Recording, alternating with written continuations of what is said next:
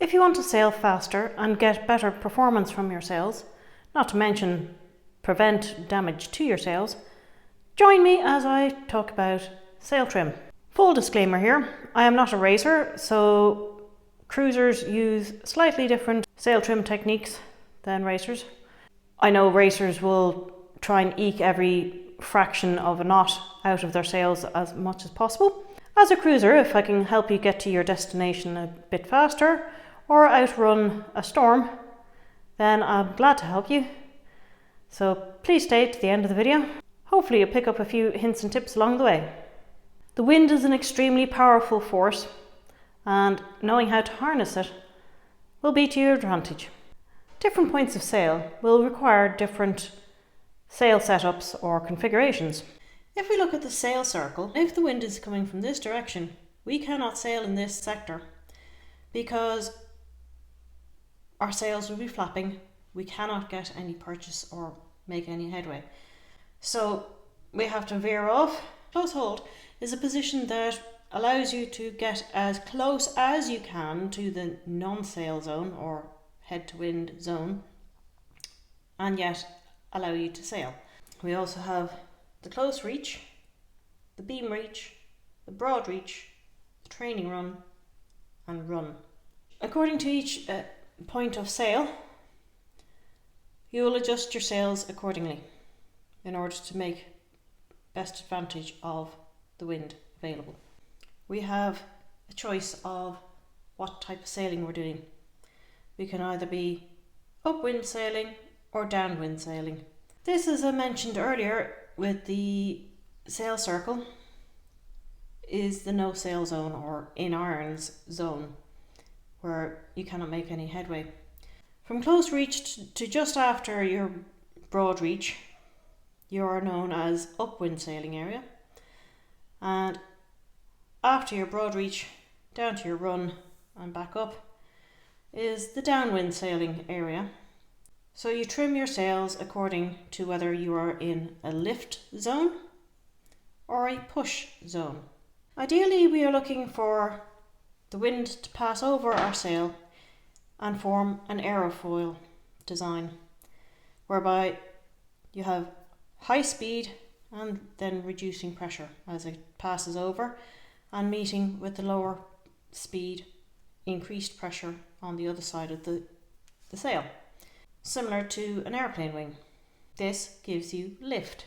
As you can see in this example, the wind is perfectly passing over the sail, giving its power most efficiently. In this example, the wind is pushing onto the sail, which causes a certain amount of turbulence as the wind has to move around the sail, and this creates drag or push. Now, depending on whether you're using lift or drag for sailing, lift would be in the upwind sailing areas and push would be in the downwind sailing areas, as I showed earlier in the previous diagram. Different points of sail call for different sail configurations. In the close hold position, where your wind is at 45 degrees, the foresail should be tight in just inside the lifelines or 2 to 5 inches off the end of the spreader tip, depending on the wind strength. The mainsail trim should be dead centre of cockpit and then fine-tuned so that the telltales flow smoothly back horizontally. Check for smooth flow onto the luff of the jib and a smooth flow off the leech of the main. Smooth airflow maximises the lift, so to minimise luffing on the main, trim the main until the leech telltales start to stall and then ease until the telltales just fly. For close reach, which is 60 to 75 degrees to the wind, the foresail should be out further, about 1 to 2 feet away from the lifelines, and the mainsail is let out a bit, so the end of the boom is pointing towards the rear corner of the boat. Beam reach, the foresail is let out even further to 3 to 4 feet off the lifelines, and the mainsail is over the primary winch. On a broad reach, the foresail is flying 90 degrees to the furling drum to collect wind until luffing starts.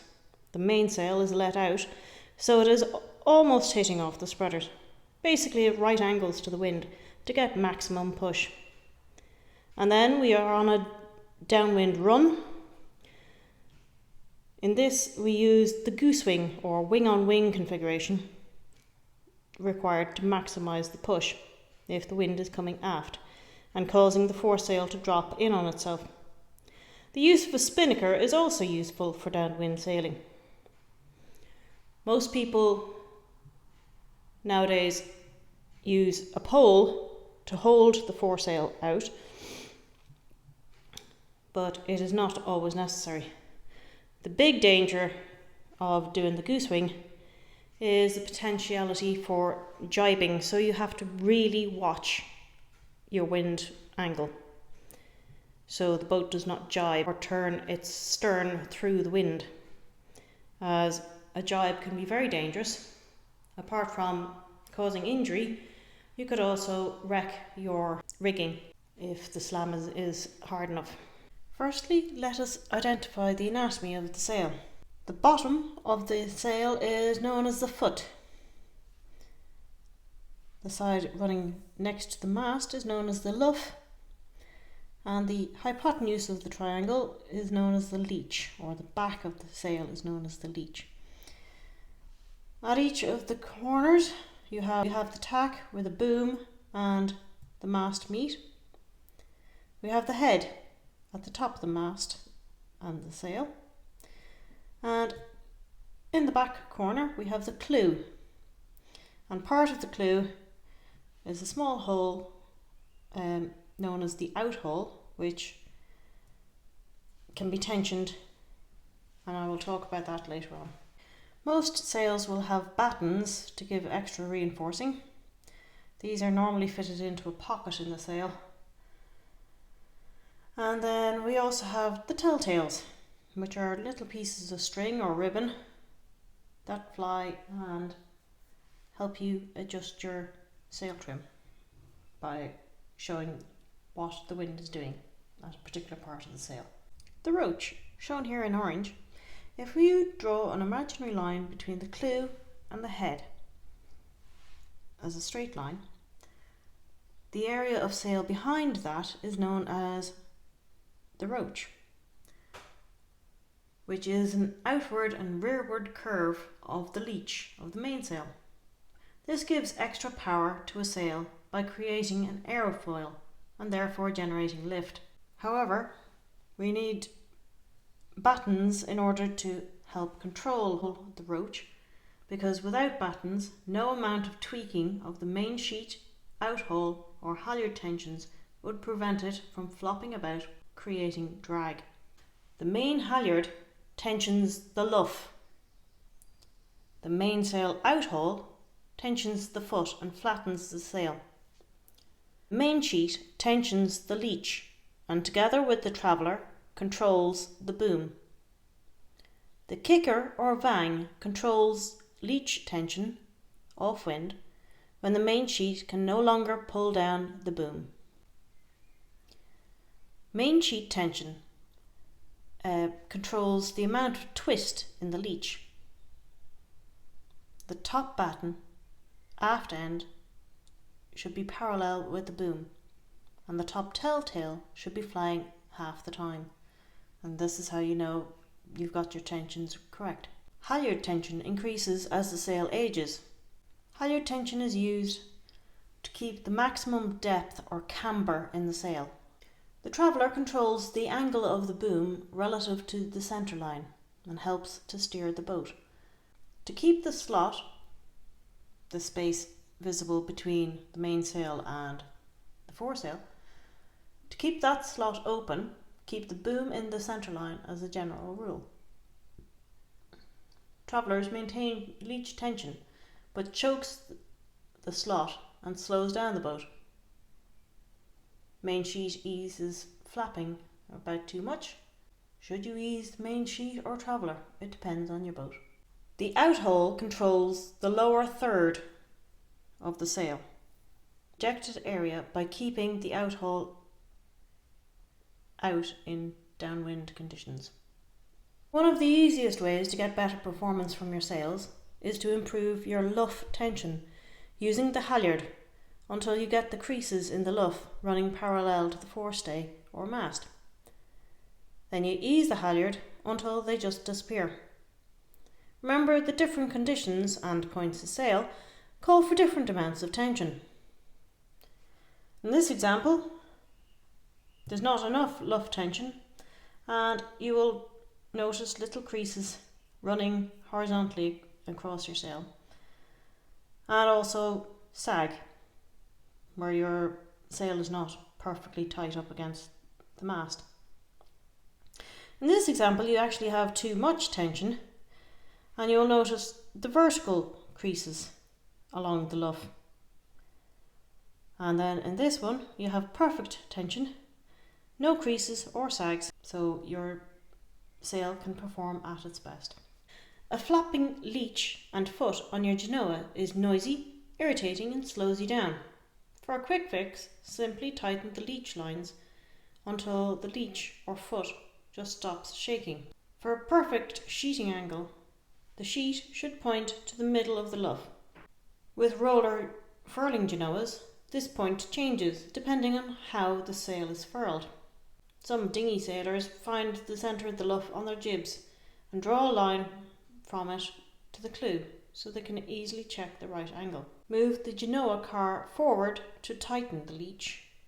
Move the Genoa car back to tighten the foot.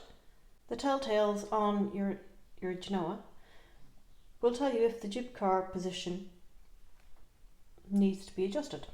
Quick rule of thumb for your jib car position is if the upper telltale lifts first, move the car forward. If the lower telltale moves first, move the car back. If both telltales fly at the same time, you're in the perfect position.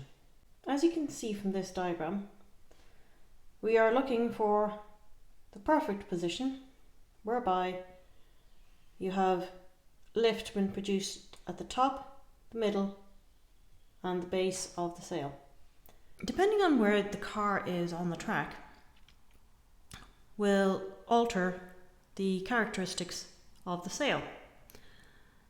In this position, the jib sheet is exerting its pressure too far up the sail, which means that the top end of the sail is stalling, the centre of the sail is providing lift, and then the lower end is luffing and is fat.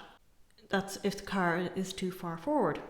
If the car is too far back, the top of the sail is fat and luffing.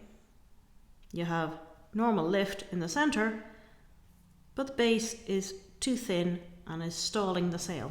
So you're not getting the most efficient sail usage.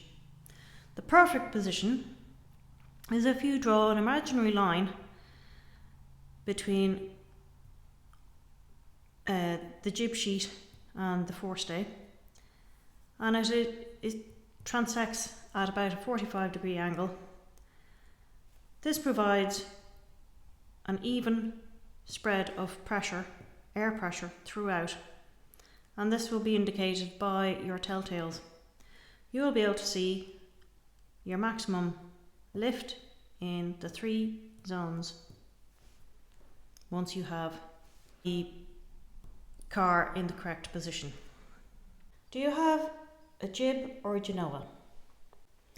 The way to determine if you have a jib versus a Genoa is this area here is known as the fore triangle. The fore triangle is formed by the deck, the forestay and the mast. And what type of sail you have, it depends on whether it is larger or smaller than the fore triangle. If it is smaller than the fore triangle, the sail is a jib. If the sail extends past the boom, it is a Genoa. If you found the information in this video helpful, please consider liking and subscribing. If there are any hints or tips that I've missed out on, please feel free to comment below. Thank you.